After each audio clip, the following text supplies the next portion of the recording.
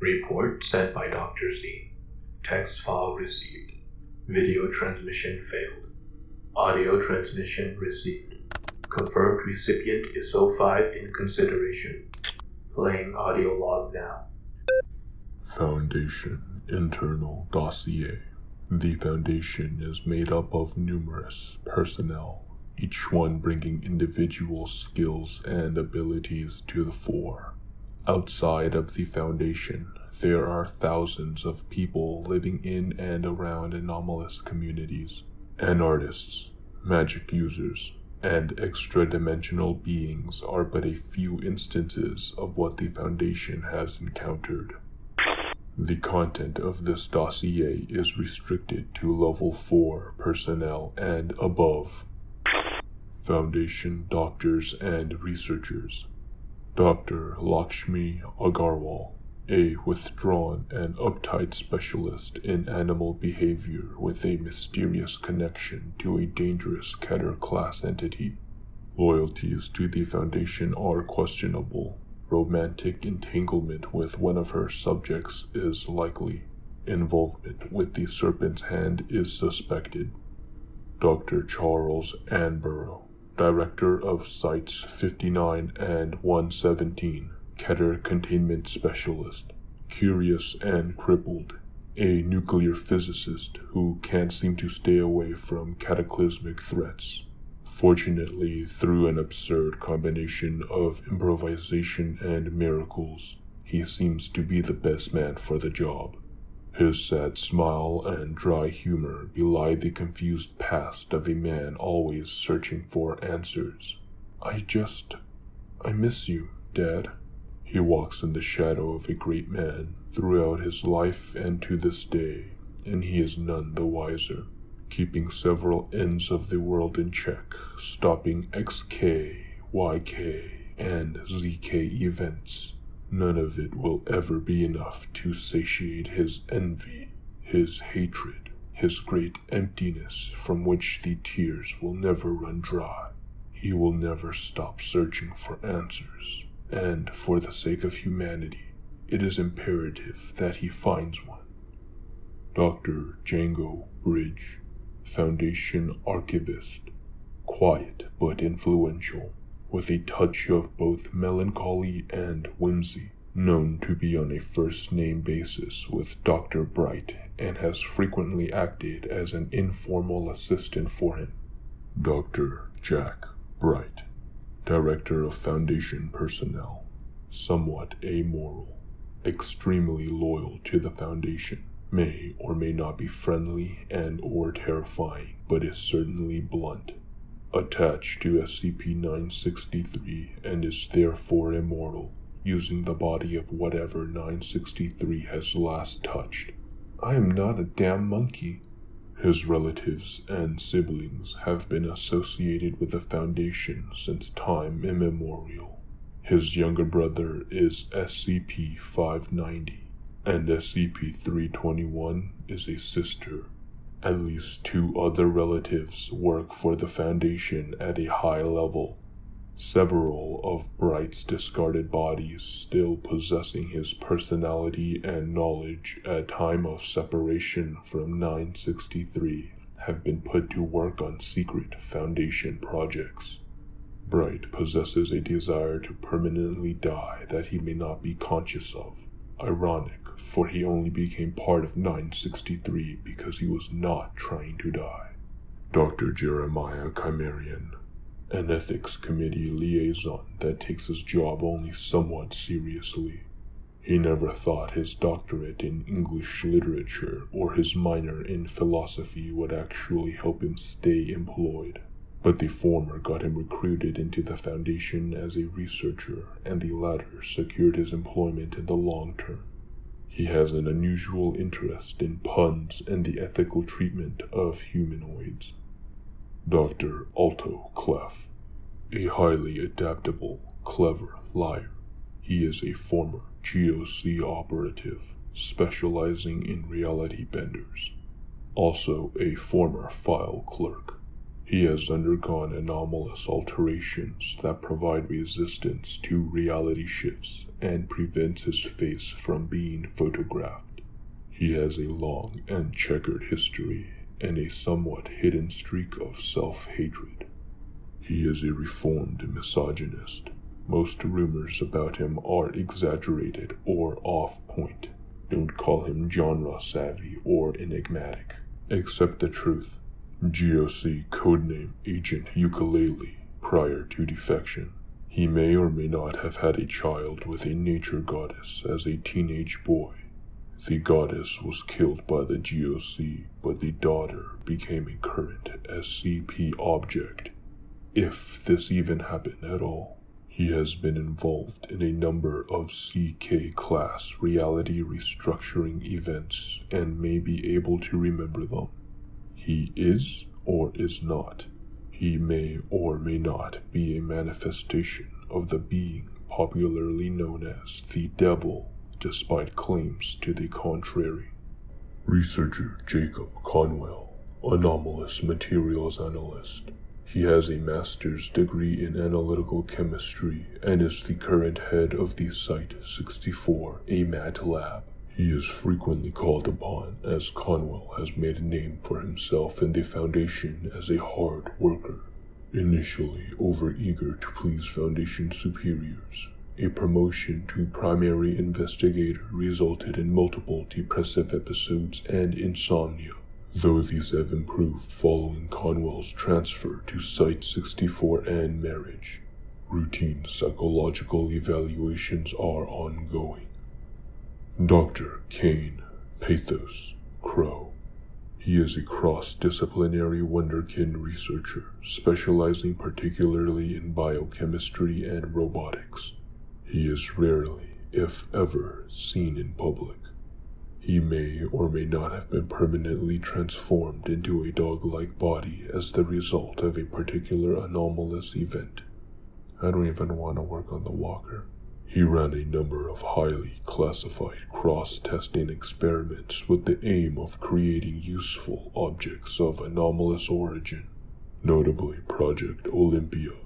He has been nearly terminated several times. His difficulties in the canine body and an unclear lifespan have resulted in a considerable drop in productivity. Many of his side projects have become dormant. Dr. Michael Edison. A Level 3 researcher, Dr. Edison is the current head of the Site-19 Metafiction Department, as well as its only member. Dr. Edison has received disciplinary action on multiple occasions due to a repeated pattern of unsanctioned and ill-conceived behavior. These behaviors have resulted in temporary reassignment to the Site Antarctic base. His current assignment at Site-19 is contingent on approval from his assigned therapist. Fool. Though quiet and reserved most of the time, Dr. Edison secretly dreams of being a badass like Dr. Clef, or at least the image most staffers have of Dr. Clef. While respected as a researcher, his attempts at more outrageous endeavors are most often met with derision. Dr. Edison has a petty but long-standing grudge against delivery agent Roadrunner. Dr. Edison is known to sometimes write terrible fan fiction. Dr. Chelsea Photosynthetic Elliott, a plant specialist of both anomalous and non-anomalous varieties. She is dedicated, friendly, and prone to tunnel vision. She is often in the field and excessively hands-on in research, leading to a number of injuries. Scars cover her hands and arms. She may possess an anomalous capability due to exposure to an anomalous item, a sun of unknown provenance. This is unknown to her and investigation is ongoing. However, she does pose a possible security risk due to her strong personal desire to advance worldwide scientific knowledge in her chosen field. she's possibly a little too excited about the marvels she has studied. Dr. Charles Gears, C.O.G., Cog. A man strangely lacking an emotional response to the point of lacking a startled response, and possessing unusual levels of logic and intellect. Former Euclid class object specialist before having his area of study expanded. He has been deeply involved with researching regarding a truly shocking number of SCP objects, both major and minor. He is a figure of great influence in recent Foundation history. I do what is required. Records claim he was recruited shortly after the founding of the Foundation, despite his age and personal history not quite matching up to that timeline. A personal fact that few know: he does feel emotion when it's significant. He simply does not react to it or show it, because he cannot. Why? If there is a reason, few know. He is possibly the father of Allison Chow, a woman calling herself the Black Queen. Dr. Simon Glass, head of psychology. Dr. Glass is trusted with performing psychological evaluations of highly ranked Foundation personnel.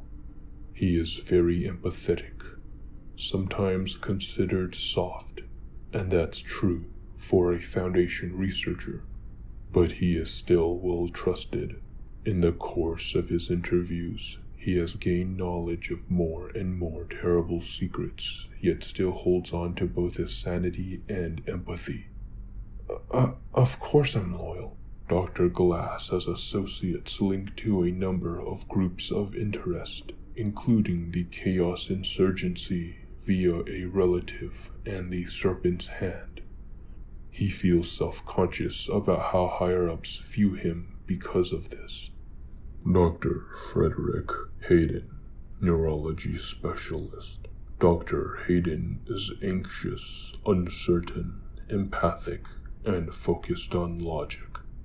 Dr. Hayden has been involved in a number of highly classified projects despite initially being barred from any non-safe class objects. Dr. Hayden may secretly be under Dr. Bright's wing. There are plans for Hayden, or were, perhaps. Hayden may or may not have been killed and brought back to life. He may or may not, in fact, be dead, though he is listed as active staff and appears to be playing some kind of role within the Foundation regardless. Dr. Everett King, one of the Foundation's most experienced mathematicians. Dr. King's reputation has nevertheless been overtaken by his testing record involving unusual results. Despite this, he regularly contributes to internal Foundation intellectual periodicals, and I've never gotten any. Dr. King's testing must be heavily supervised due to the presence of apple seeds that seem to be increasing exponentially in intensity. Intensive observation indicates Dr. King is irritated by his seemingly inherent effect. Dr. Zine Kuryu, a highly prolific researcher. Dr. Kuryu has been involved in a number of classified Foundation projects.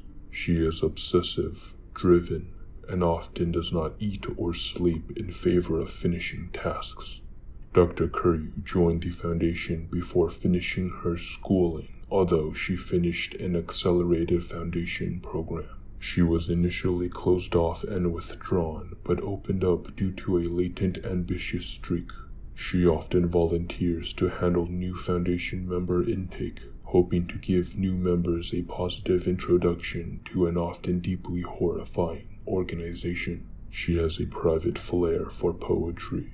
She has accidentally inherited the absent Dr. Kondraki's affiliation with anomalous butterflies, including SCP-408 after Kondraki's disappearance.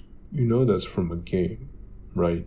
Dr. Kuryu has a brother, Mark Kuryu, a higher-ranked researcher. O5 Command has its eye fixed on Zine Kuryu for unknown reasons, having dismissed her higher-ranked brother as ultimately irrelevant. She is being watched and investigated by the Red Right Hand. Whether positively or negatively is unknown. Dr. Mark Kuryu, a senior researcher and director of an anomalous items processing lab. Upon initial recruitment, he had a successful career as a therapist, a licensed psychologist. He worked extensively with SCP-1457 in his first years with the Foundation, but doesn't talk about that, and has spearheaded several projects involving sapient SCP entities. He has a cheery attitude and is a good listener. He looks out for his co-workers and interns a bit like a mother hen.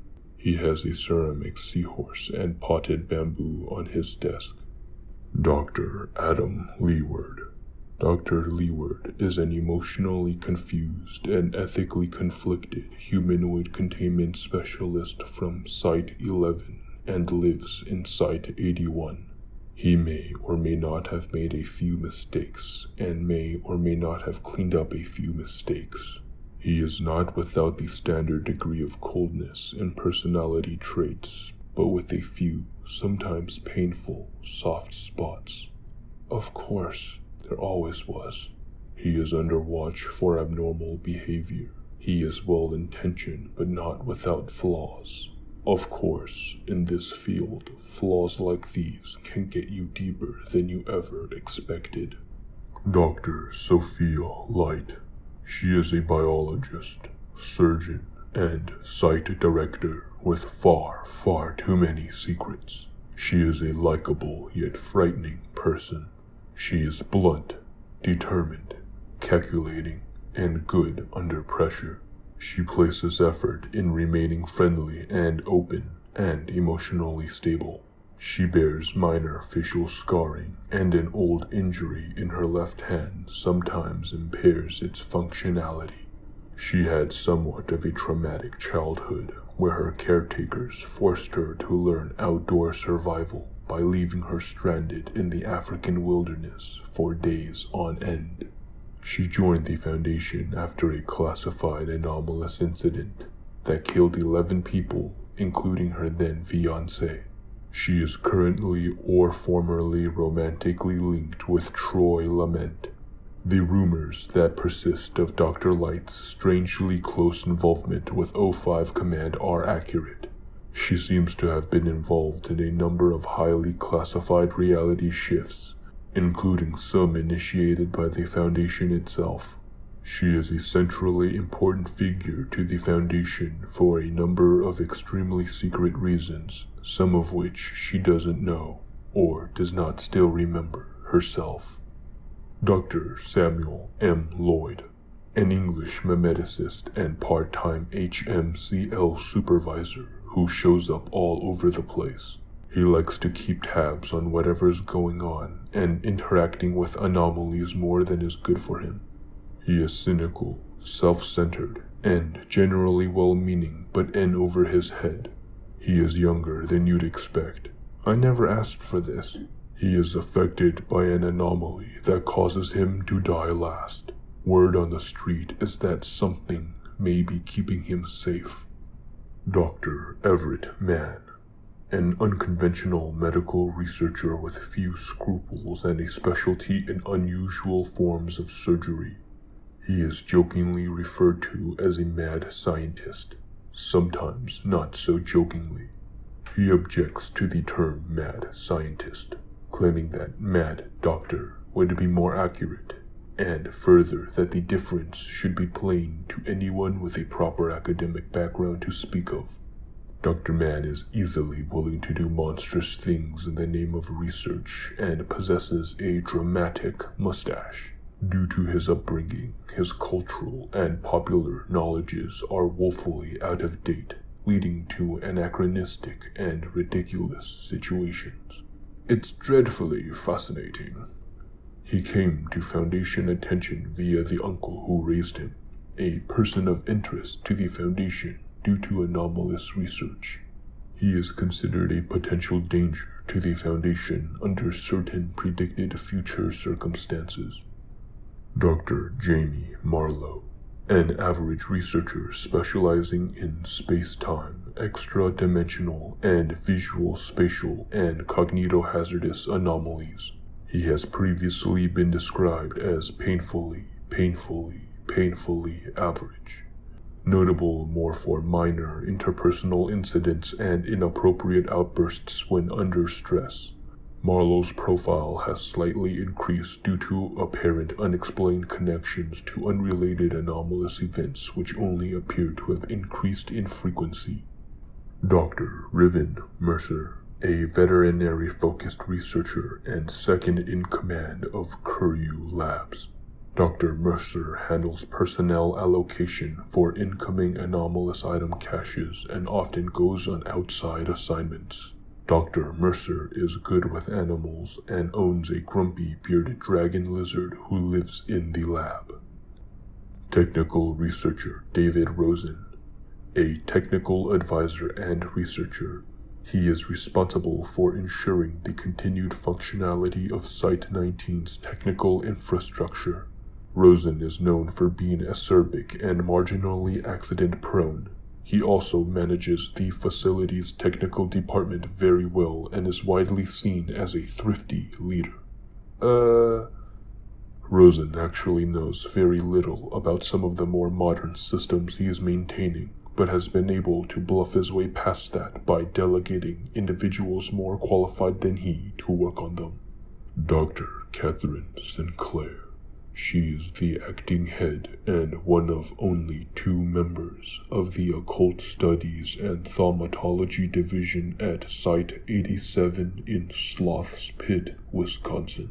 She has been involved in numerous incidents, including the assault on Sloth's Pit by the now defunct group of interest, Sadier's Reign, and the 2014 Christmas incident.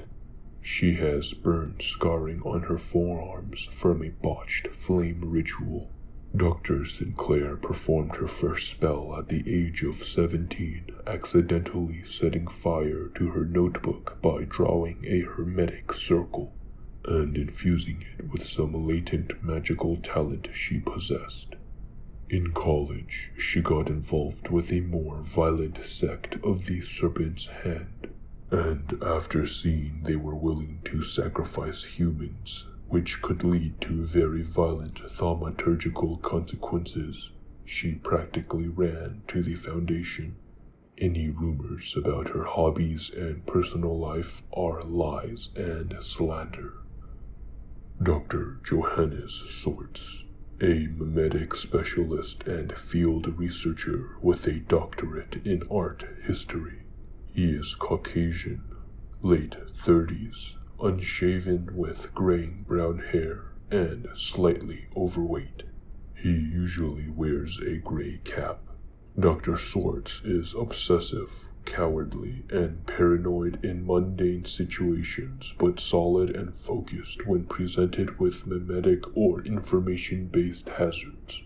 Multiple disciplinary reports have been filed due to poor choice of action under pressure, including the shooting of a guard while under mimetic influence.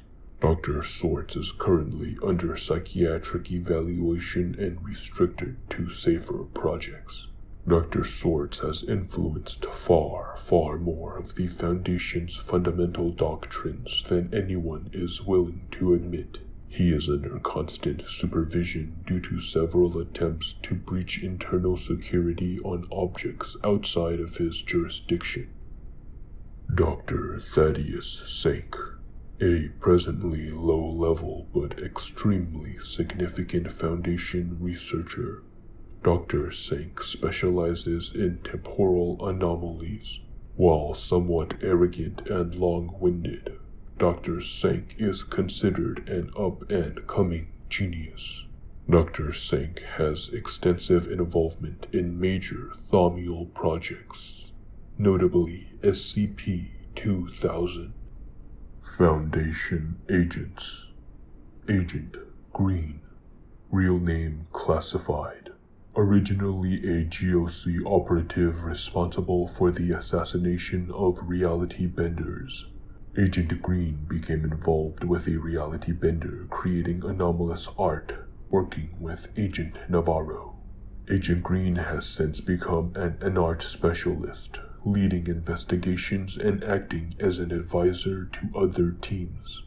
Agent Green is good with interrogations and likes to be in charge, and is never seen without a cigarette.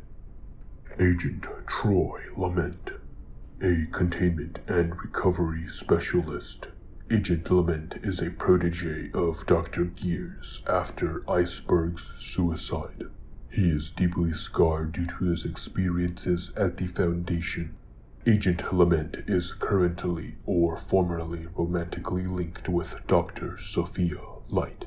One of the best kept secrets in the Foundation is Lament's high status within the organization, haunted by his experience, plagued by doubt, and possessing scant desire for power. Lament is happy to keep his secret a secret. He plays his role unwillingly and with great reluctance. Occasionally, his status has been used to get him closer to targets who do not realize he is anything more than Gears' former assistant. Agent Sasha Merlo, a cyber operations specialist. Agent Merlo is the current commander of MTF Gamma-13, Asimov's Lawbringers. Agent Merlo is cheerful, if rather dry and sarcastic. Several disciplinary reports have been filed for reckless actions during MTF field operations. Current support from Site-64's Director Holman suggests potential for eventual promotion to administrative duties in the future. Agent Navarro. He was originally captured as a person of interest in Portland, Oregon in mid-2004. He acted as a double agent for the Foundation until he was officially employed in late 2005. He is called in as a specialist in cases of anomalous art, and also acts as a liaison between the Foundation and various artists. He is friendly and easygoing to the point of bordering fault, and is easily recognized by his perma stubble. No, I don't have a damn scar. Is a self-described wizard and is capable of using anomalous phenomena, magic, though is not himself anomalous. He has received multiple infractions for the unapproved use of anomalous items and phenomena. Agent Dmitry Arkadeyevich Wax Strelnikov, a former Site Security Director, most famously former acting Site Director of Site-19.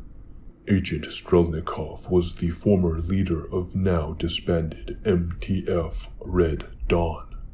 He is Russian in origin and has operated extensively in Eastern Europe. He has a strange sense of humor, resulting in numerous infamous practical jokes. He is now happily retired with a large pension. Agent V.A. LaFerrier. Agent LaFerrier is a bug in the system. We don't really know their first name, but we know it begins with V. We don't really know their middle name, but we know it begins with A. We don't really know where they are from. We don't really know who hired them. Hell, we don't even know their gender, biological or otherwise. What we do know is that they are an astonishingly loyal and skilled agent, no matter what assignment you give to them. They've done their fair share of small and filler assignments, but they've also acted admirably in the field with MTF, Pi, 1, City Slickers, MTF Sigma, Working Man, and also with several other MTFs. How Agent LaFerrier maintains being an agent in multiple MTFs is unclear from themselves. Not even Agent LaFerrier themselves knows what they are. Most people don't think they're anything more than a normal person, but Agent LaFerrier especially can't be allowed to know this. At the very least, not until someone more qualified finds out. Agent Cyrus Tross, in enlisting only a few months before secrecy was compromised, Tross never had a chance to experience the Foundation away from the scrutinizing eye of Site-42's surrounding towns. Outspoken and personable in his youth, he served to provide an example of the Foundation's newer, publicity-friendly attitude, though as the organization's political needs changed, the type of loyalty he showed was more directly utilized. And I'm worried that this one might love me more. The 2040s bring instability and confusion, with the Foundation bypassing biological human limitations and expanding its reach into the rest of the Milky Way galaxy as Earth is forgotten. Reality loosens and catches those lost in the threads. Specialist Ryan Watson, a thaumaturgy specialist working with Lambda 14 since their first encounter with the Ambrose Restaurant GOI. She is known for her quick temper, but has also been known more for her light-hearted nature. Foundation Administrators: Director Jean Carlisle Actis, Director of Site-81, and a seemingly impossibly old man, known for his analytic approach to containment, leading to thorough and successful containment procedures. Actis serves as the head of the Foundation's classification committee and is also involved with several exotic mobile task forces, including Alpha 9 and Kappa 10.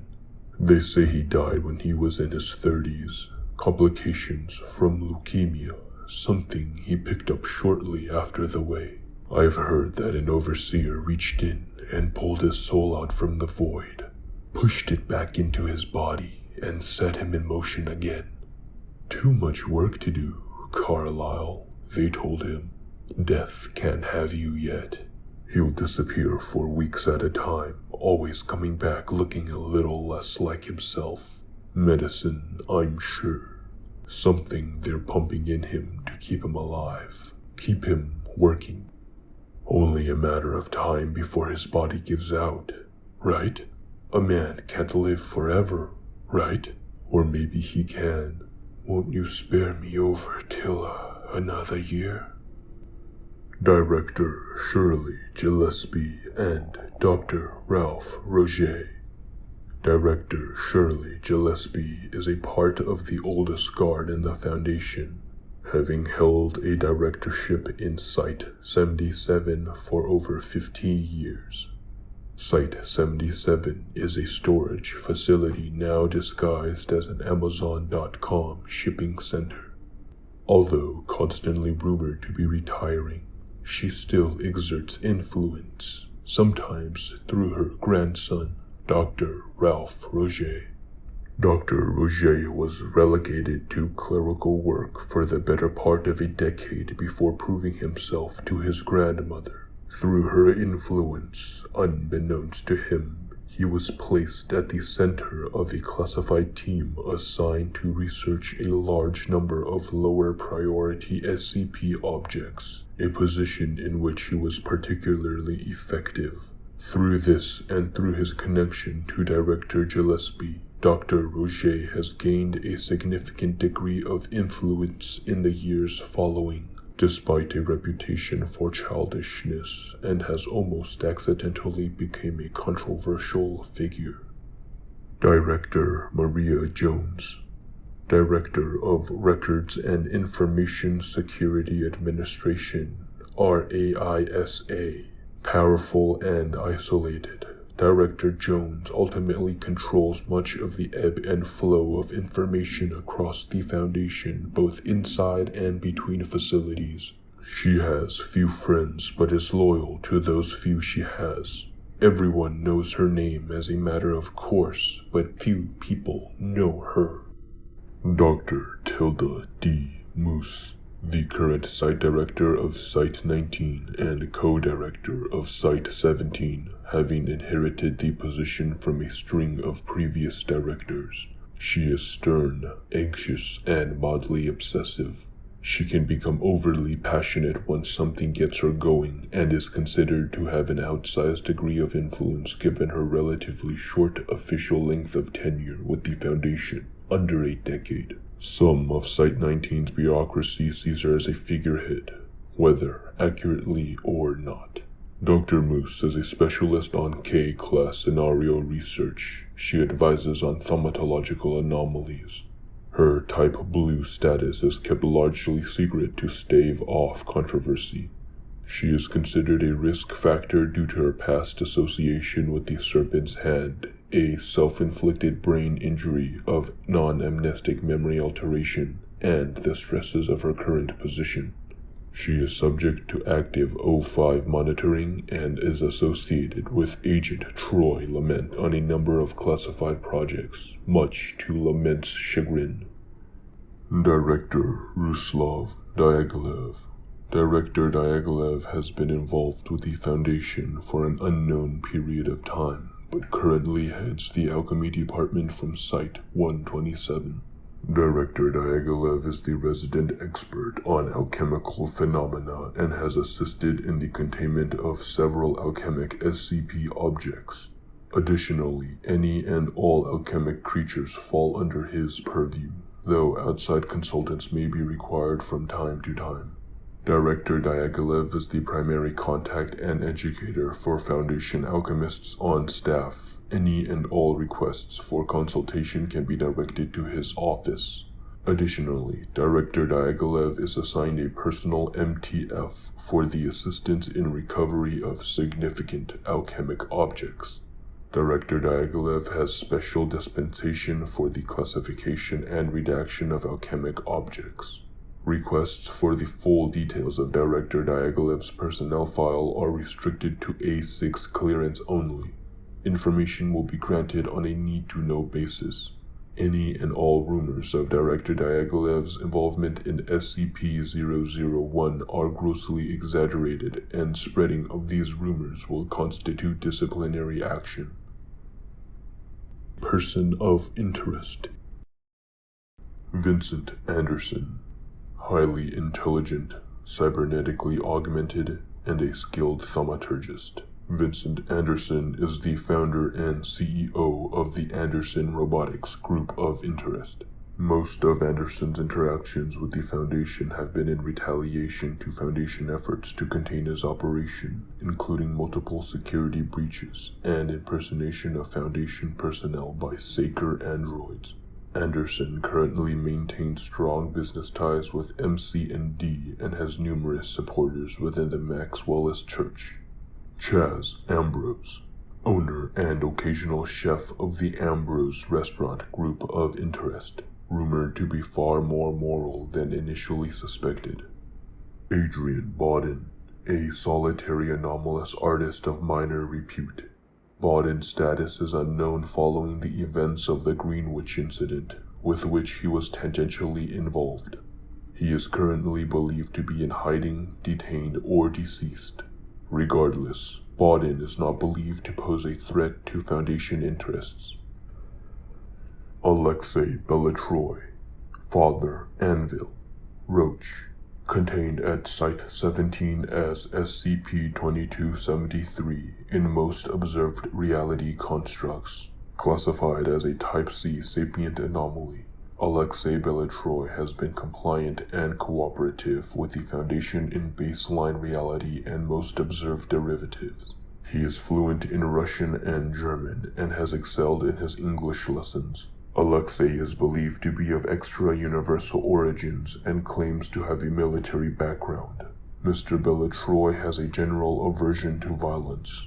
However, if his claims of combat experience and memory retention are to be believed, it is likely that Alexei Belatroy remains capable of acts of armed violence. Of note is that in reality construct MM15JS, an entity resembling SCP-2117 manifested momentarily in Alexei Belatroy's quarters on 22 March 2015.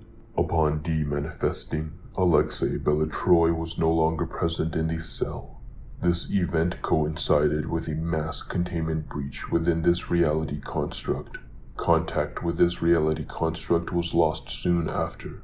Both the significance of this event and Alexei Belatroy's status within this reality construct are currently unknown. Additionally, in reality construct FZ27GO, multiple persons resembling Alexei Belatroy spontaneously manifested and were frequently sighted fighting at nighttime. In most occasions, these iterations of Alexei Belatroy are accompanied by an unidentified human with a red tattoo on one of their hands. Reverend Archon Celebration Big Cheese Horus, a humanoid entity currently located in SCP-1982.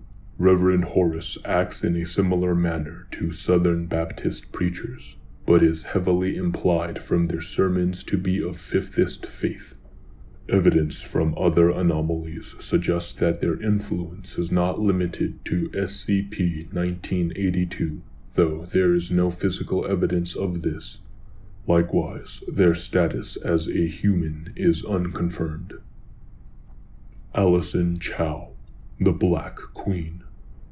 Highly intelligent, highly driven, and possessing extensive knowledge of Foundation structure, activities, and contained items. She is sometimes said to be highly malevolent, murderous, and destructive. She can be sometimes more benevolent than destructive, even assisting some Foundation endeavors in secret. Allison is involved with many major groups of interest and world governments, and seems to be aiming to take down the Foundation. Maybe. For more information on the Black Queen, see the Group of Interest entry.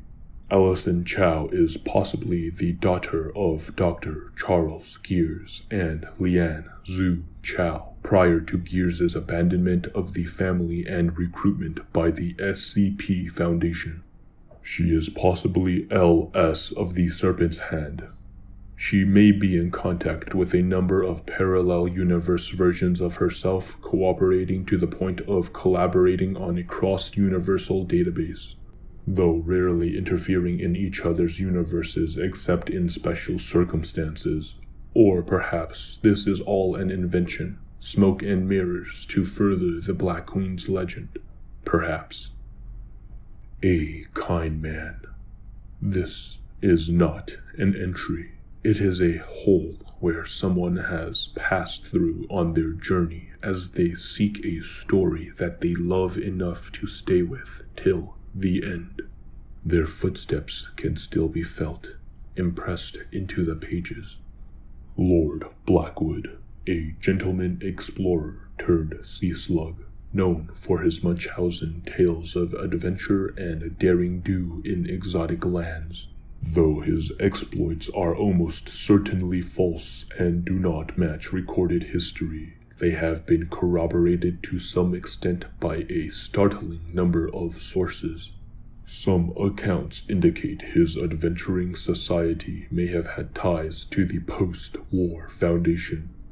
The Black Rabbit Company, Space Wizard and the Commando Catgirls, a sextet of anarchist cyborg troublemakers, Boss, Momoko, Hana, Nanami, Tomi, and Wizard, out to stick it to the man and get into space while doing so, armed with guts, hot-bloodedness, and many, many bullets. Ruiz Ducamp, obscure an artist that is now dead. Veronica Fitzroy, an artist-musician partially responsible for the creation of SCP-952. She was in custody following 2 failed suicide attempts. She is now missing and presumed dead. Herman Fuller, the man with the upside-down face, and Icky the magic clown, believed to be the current leaders of Herman Fuller's Circus of the Disquieting. Icky serves as the ringmaster, whereas the man with the upside-down face works behind the scenes.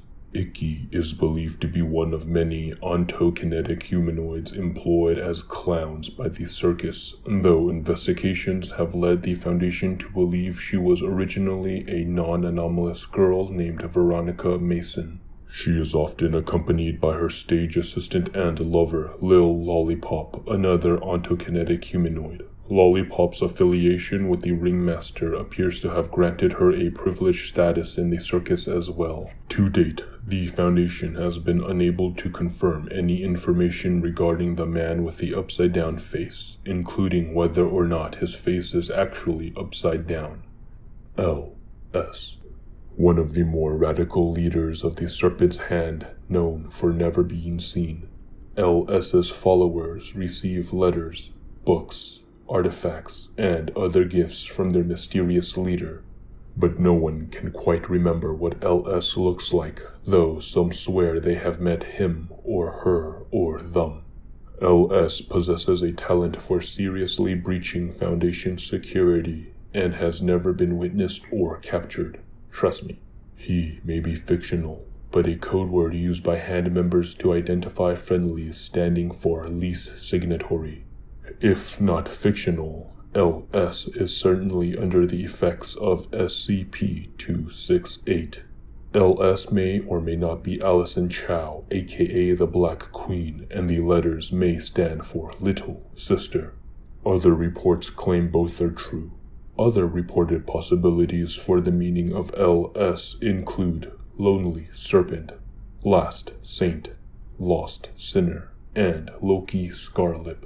Either way, L.S. is definitely one well-respected leader among many in the Hand.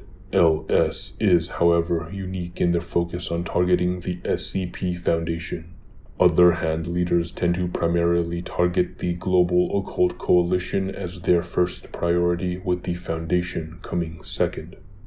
Midnight, a sapient female cat and well-regarded member of the Serpent's Hand. Midnight is known to have some anomalous abilities due to thaumaturgical training or magic. Expert on, quote, ways, unquote. See files from the Wanderer's Library.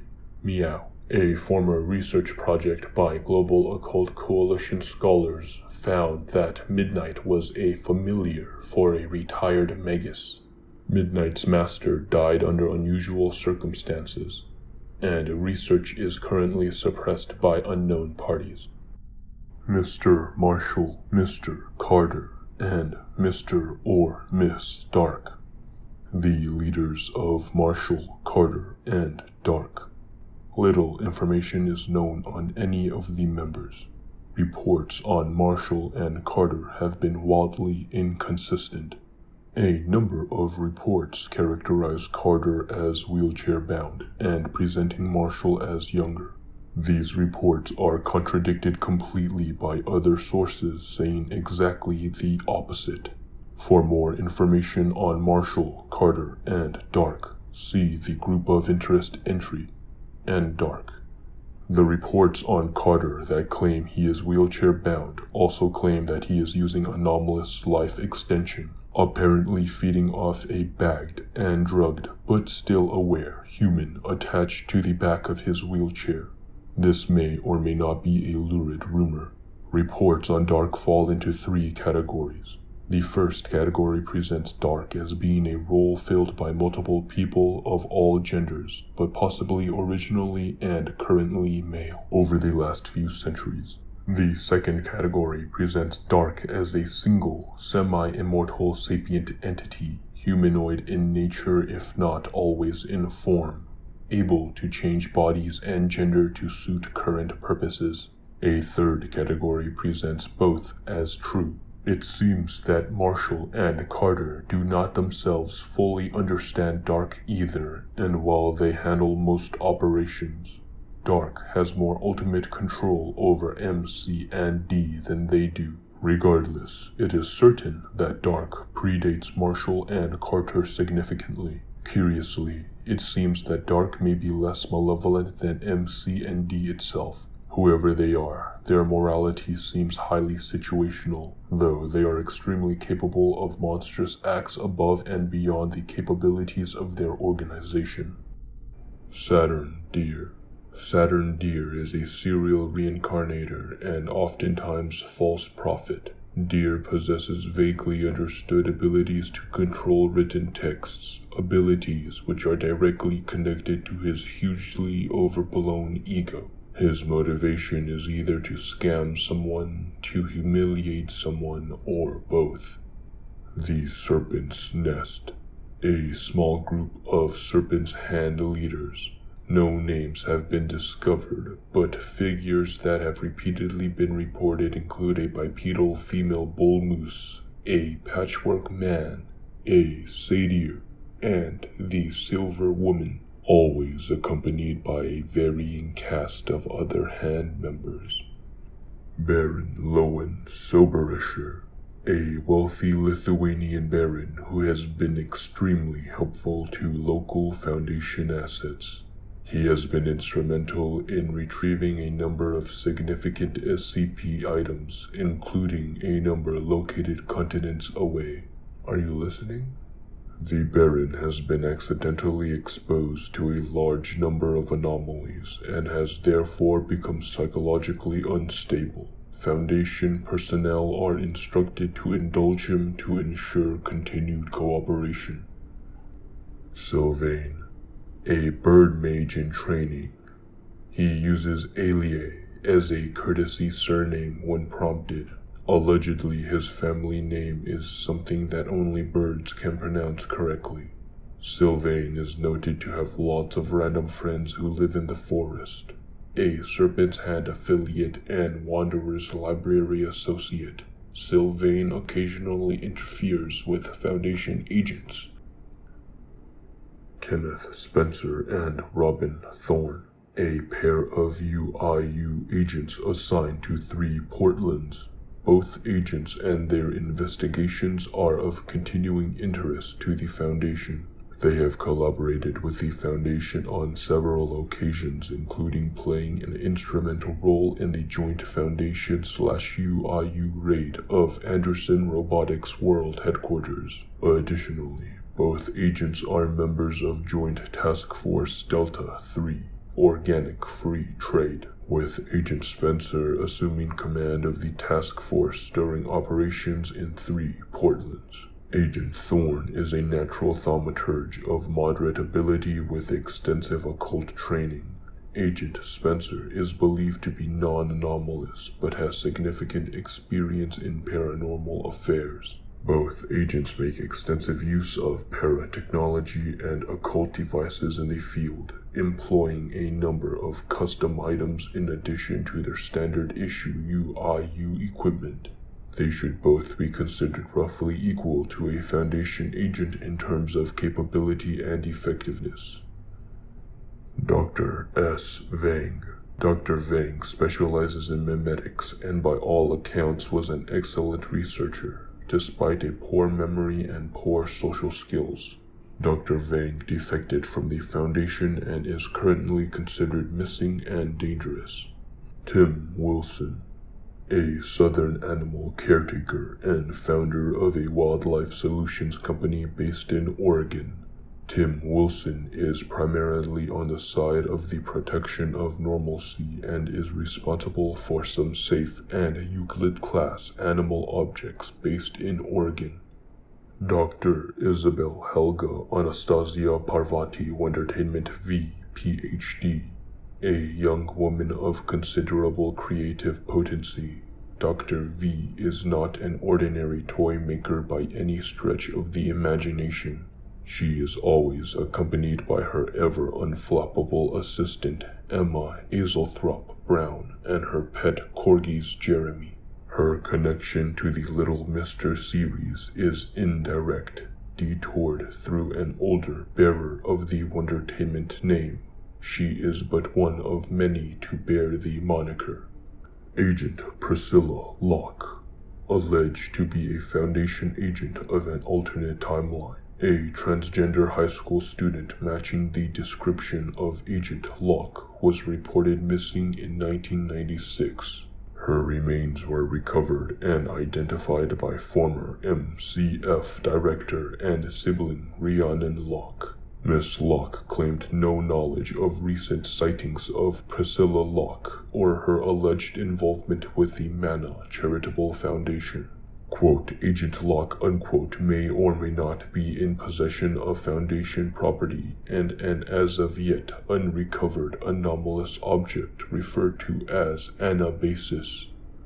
Martina Bauer, Spiffy Dodger, a former Mana Charitable Foundation operative. Her current affiliation and whereabouts are unknown. She is a key figure in the MCF-backed investigations of a group of interest known as, quote, the Stuff Industry, unquote. She is believed to have had previous dealings with the Foundation, either under an alias or through a third-party source.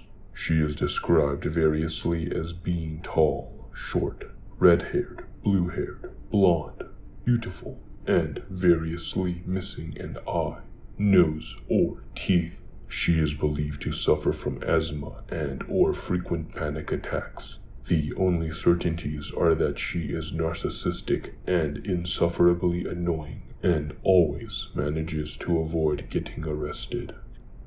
Dr. Daryl Lloyd, a supposed former researcher that was at some point attached to the Foundation.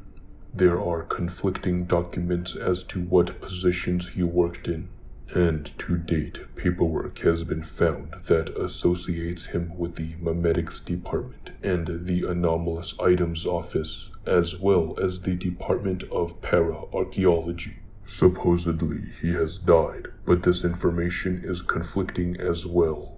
His remains were found at Site following the activation of its on-site nuclear device, but he was also confirmed to have been executed due to his role in starting an MK-class scenario. Additionally, the body of a researcher from early in the Foundation's history shares the name and DNA of modern records of Lloyd. Little else is currently known about this figure. Former personnel in retirement or death. No rank distinction is made. General Bao. More than anyone, the man who represents the old sins of the Foundation, promoted after the death of his father, General Stan Bo, by the effects of SCP-935. As his father's protege, he was assigned as the head of the Bo Commission, which began for murky, still classified reasons and expanded in scope under the younger Bo, ending with a nearly sole focus on weaponizing SCP objects before its dissolution. He has since left the Foundation. DSD-FFDS-FVD. Under the younger Bo, the Bo Commission shifted the Foundation's paramilitary focus from defense to offense. The Bo Commission was responsible for the creation of Project Able and Mobile Task Force Omega-7, Pandora's Box. Given permission for the project after a number of successful operations against several dangerous groups of interest, Bo was personally responsible for much of the worst excesses of the project. He allowed SCP-076-2 to take a leadership role and have say in which SCP objects were allowed to join, and he personally ordered the project to continue after an incident in which 076-2 killed a number of researchers. When 076-2 disabled its restraints and slaughtered most of the other Mobile Task Force members and caused the destruction of Containment Area-25. Bo was assigned primary blame. MTF Omega-7 was dissolved, as was the Bo Commission. As a result of this and the SCP-935 incidents, much of the Foundation's paramilitary arm was censured, while many of the Bow Commission supporters defected to the Chaos Insurgency or the Global Occult Coalition.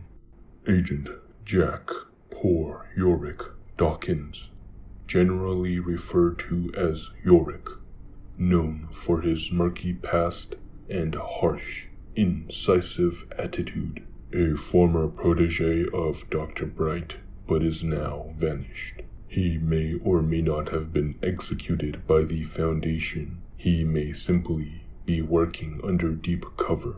After his disappearance, a rumor spread that he had been a spy for the Serpent's Hand, outed to the Foundation after a falling out with his compatriots. This rumor has never been confirmed. Mr. David Escobar, a former head researcher for Group of Interest Alexilva University. He is missing and presumed killed during a Site-38 containment breach. Dr. Iceberg, egotistical, narcissistic, and a former protege of Dr. Gears. He eventually committed suicide due to the stress of working under Gears. He was replaced by Agent Lament. He was denied promotion due to his usefulness as Gears' assistant, all the way up until the day he shot himself. Dr. R. Gerald, a former head research assistant, a good researcher but notorious for involvement in a number of high-profile dangerous accidents, now retired. Agent Bante Masipag, a former Site-19 security agent, obtained the SCP-148 Telekill anomaly from Prometheus Labs for the Foundation through unknown means. Now retired. Dr. Agatha writes, she developed a remarkable reputation as a researcher analyst and became an influential site director before disappearing under murky circumstances. She was known for being extremely empathetic towards Foundation personnel and anomalous humanoids. Agent Max Lombardi, a gruff, plain-speaking, down-to-earth veteran agent's agent, now deceased. Yet some agents say in many parts of the Foundation that Agent Lombardi is not dead, but had, by the will of our lords, the O5 Council, get moved into another place. And men say that he shall come again, and he shall win the Thaumiel crown. I will not say it shall be so, but rather I will say here in this world he changed his life. But many men say that there is written upon his tomb this verse, here lies Lombardi, once and future agent. Dr. Kondraki, a former site director of Site-17, an extremely controversial figure who vanished from the Foundation some time ago. Ambitious, artistic, chaotic, paranoid, antisocial, spiteful, seen by many as an archetypal anti-hero. Dr. Kondraki is known to run roughshod over others, and has been reprimanded for abuse of lower-ranked or newer Foundation employees. Dr. Kondraki has a flair for the dramatic, is an excellent photographer, and was formerly associated with SCP-408 to a possibly inappropriate degree.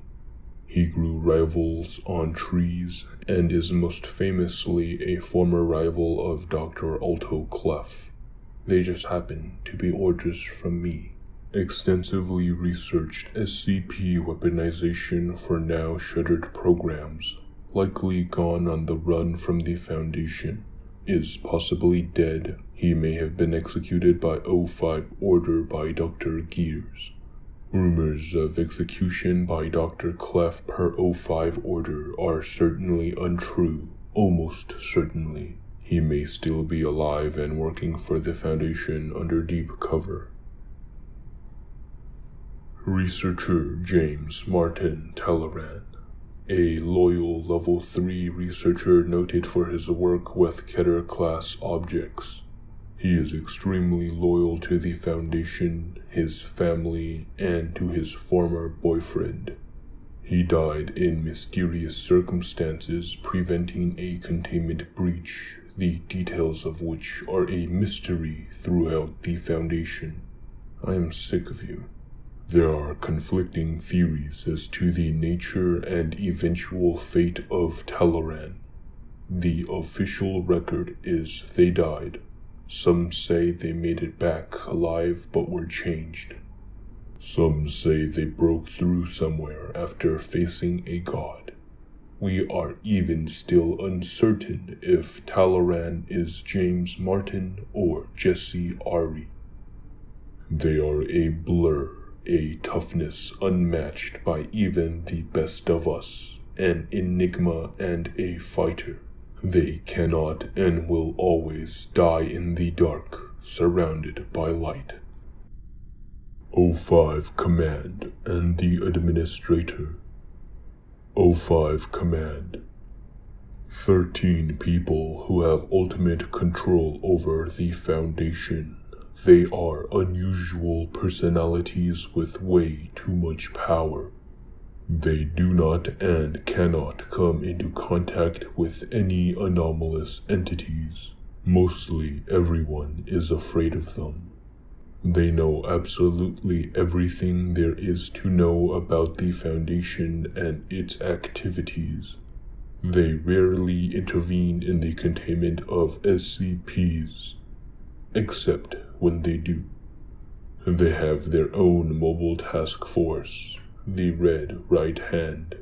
O5 Command are the masters of the Foundation, and not everyone knows they exist. Especially not us. God, no. Maybe there are 13. Maybe they are people. They're not supposed to come into contact with anomalous entities, but in secret. Sometimes they do. Who are they? Where did they come from? What secret goals are they striving towards? Either way, O5 Command is the cornerstone of the Foundation. At the very least, they have the Foundation's best interests at heart. Maybe. The Administrator. A figure of little-known nature playing a role best understood by O5 Command. Possibly anomalous, possibly multiple people. The Administrator once represented the Foundation in meetings with major world government figures, but has since relinquished this role. Maybe you're asking the wrong questions. It's an open secret amongst the upper echelons of the Foundation that the Administrator, as popularly known, never at any point existed, but was a clever fiction created by another person or persons or something else within the Foundation for the purposes of unifying a fractious organization. As for what should be made of that, no one agrees. Error. Unauthorized access detected.